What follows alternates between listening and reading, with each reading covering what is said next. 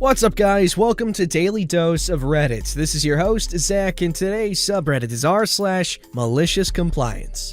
This story's called, If You Want to Be at Work an Extra 3 Hours. Back in my retail days, I was working at a certain large blue and yellow electronics store selling phones. My department had an unofficial rule: don't start any new cell phone transactions a half hour before closing. This was for two reasons. The support we had for the phone carriers was East Coast time and generally closed an hour before the store closed. 2. I don't know if anybody here has bought a cell phone on a contract, but that can take forever if something goes wrong. My general manager openly hated this rule. He got his bonus off of customer surveys, and anytime a customer left even mildly dissatisfied, he'd have a very mild heart attack. So obviously, last-minute customers being told, "Sorry, we can't do that," are generally pretty grumpy. After a year of working there, I ended up as the most senior person in the department, and certainly the one with the most knowledge about its inner functions. I was also, almost always, the closer. On to the malicious compliance. My general manager was badgering me every night for months about helping customers after our usual half-hour cutoff. Normally, I'd just deny him and explain that if he wanted them to be taken care of right then, he could do it himself. He'd back off, he has no idea how to sell a phone, and when he's tried, he's screwed up. This particular night, I saw a large family walking in, beelining toward my department at 8:45. We close at 9. I was in a capricious mood, and decided this would be the night that my general manager would stop bugging me. The family rolls up, I give them the spiel. "Sorry,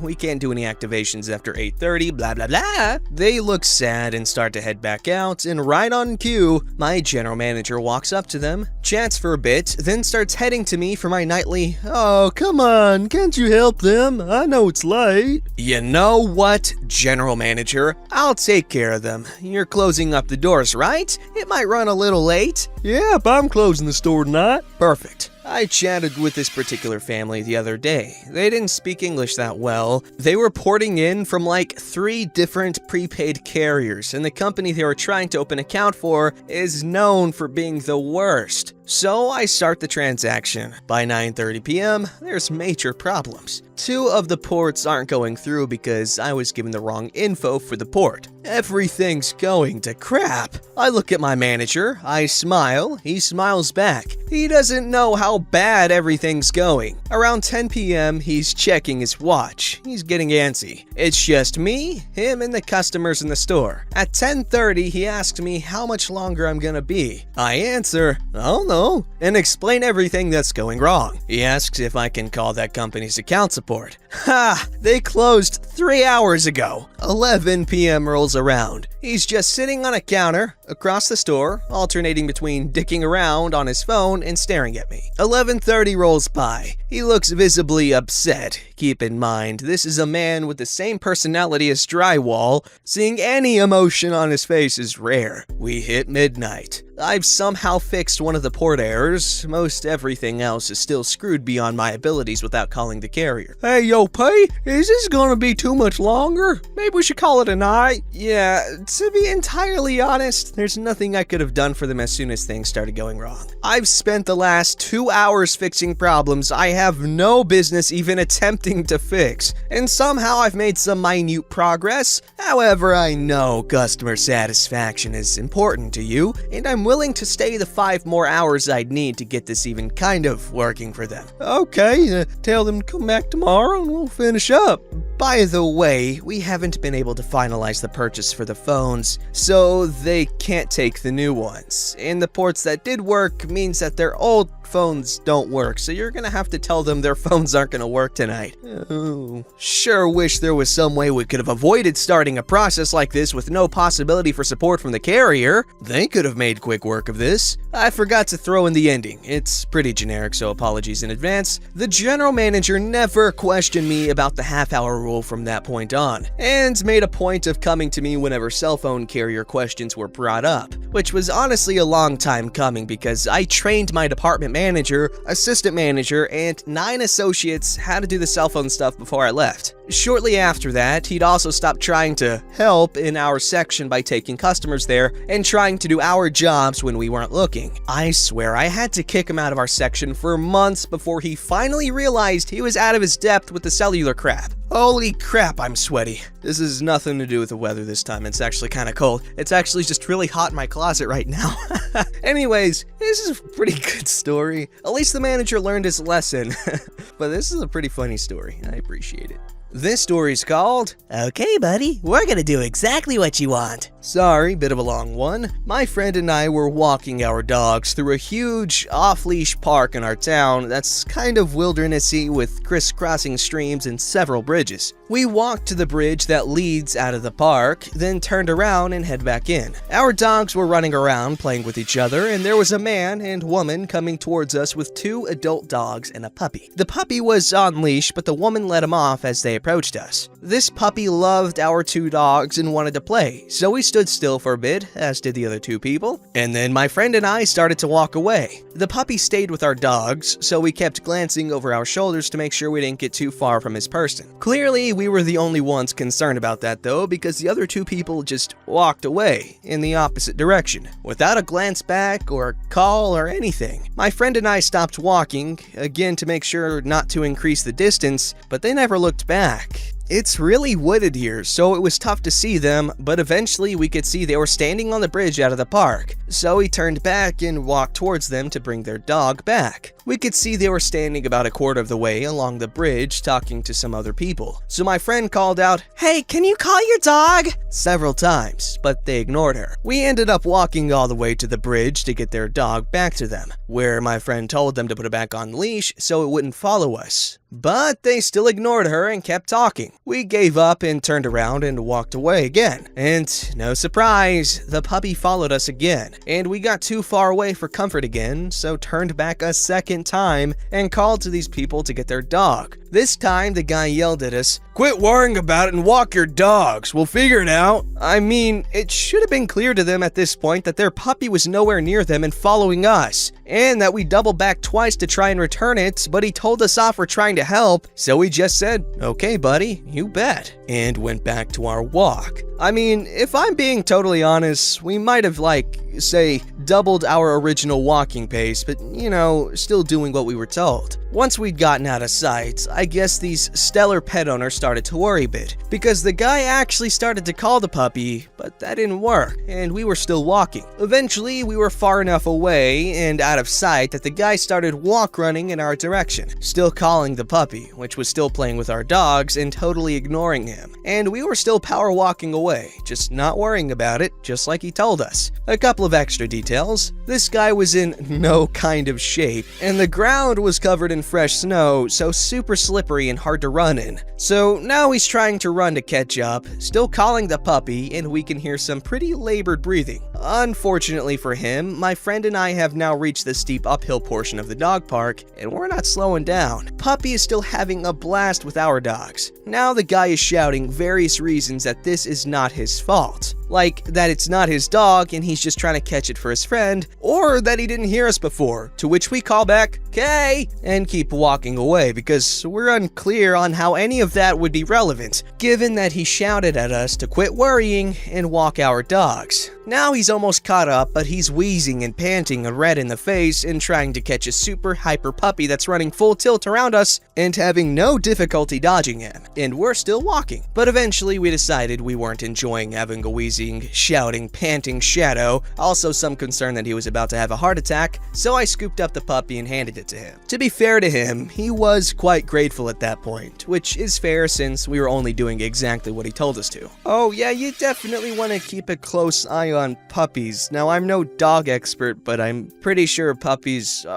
more likely to wander off? I don't know for sure, but I think they would be because they're not as trained or whatever. But they could be like, "Oh, I'm scared, I'm not gonna wander away," but I don't know for sure. Like I said, I'm no dog expert.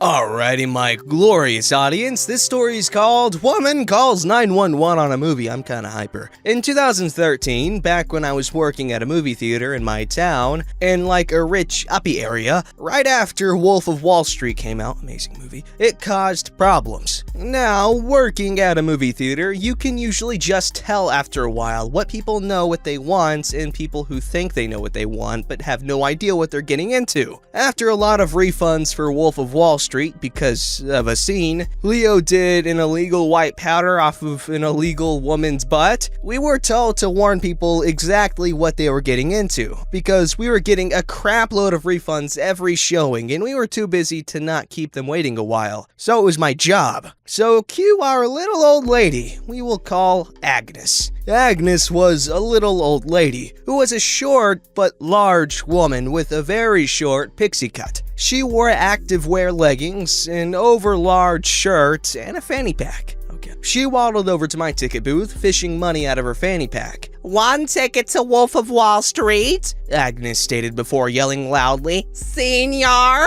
Yes, Agnes, I can tell you need a senior, and yes, she was not the type for this movie. Okay, but just so you know, it's R-rated, I started, but she groans and rolls her eyes, slapping her hand on the table. "Just do your job and give me a ticket. I'm gonna be late," Agnes stated. Cue my malicious compliance. One senior coming up. I handed her her ticket as she snatches it out of my hand and waddles off to the theater. I waved goodbye. As if on cue, 30 minutes into her entering the theater, her, like most people who have no idea what they're getting into, walks out of the theater. I was about to call my manager with glee for a refund, happy for my subtle revenge, when I realized she had just come out to make a call. All my hopes and dreams crumbled. Maybe I misread her, but she was for sure not the type to enjoy this movie. I sighed in defeat and went back to waiting for movies to get out. That was until not long after her call, 3 police cars with flashing lights pulled up to the front of my theater. I paused in noticeable confusion as 6 police officers came in with their hands to their side pistols. Since again, I was in the ticket booth, they approached me. "Ma'am, we got a call about some illegal films here,"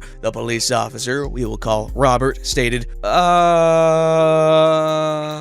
I stated in a loud, long, continuous my eyes slowly drifting to Agnes, who was waddling quickly up to me. "Arrest her!" Agnes demanded as I continued my continuous "And arrest them too!" She pointed to the concession workers in a loud, noticeable anger. "For what reason, ma'am?" Robert asked, now seeing how calm and quiet the theater was because the movies were in. "For that disgusting illegal thing with what they're trying to say is a movie!" Agnes huffed. She was red in the face and panting. "I demand you shut this place down!" "Were you the one that called about the children engaging in adult activities illegally films?" "Can't say it or it won't be approved," Robert asked as we completely went dead silent. "Child what? We had nothing remotely like that here or ever." "Yes," Agnes stated. "That thing in there, that Wolf of Wall Street is illegal. They cannot show that kind of trash in there." "Ma'am, I saw that movie. There's nothing really illegal in it, and there's no children engaging in adult activities illegally films in it either," Robert stated, pretty ticked off. "Is this why you called us?" "Yes, because back in my day, the police would have shut this place down." Agnes was screaming her head off as 2 officers got the hint and just left. "Ma'am, do you know what you did is illegal? It is filing a false police report. 911 is for emergencies only, not your bad movie reviews." Robert had enough of her at this point. "But I didn't file a false police report," Agnes whined as Robert turned to me in a very, very nice tone. "Have a great day, ma'am." He beamed with obvious annoyance. They started to file out, and Agnes angrily followed them, yelling to them.